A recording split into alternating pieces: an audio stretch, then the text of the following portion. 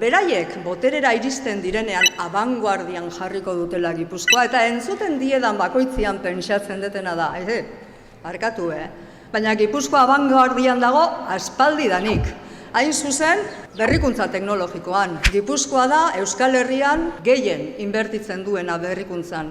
Gipuzkoa da estatu guztiarekin alderatuta bikoiztu baino gehiago egiten duena berrikuntzako inbertsioa. Gipuzkoa da Europako bataz bestekoaren gainetik dagoen lurraldea berrikuntzaren inbertsioan. Batek esango du, ja ez da, PNV beti enpresa kontuekin eta horrelakoekin. Baina ez da hori bakarrikan. Gipuzkoa dago abanguardia baita gizarte mailan ere.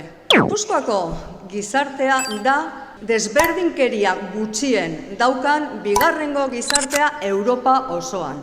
Bigarrengoa. Beraz, gu abanguardia gera eta izaten jarraituko dugu. Eusko Alderdi Jeltzalea egon delako beti lidergoa eramanez.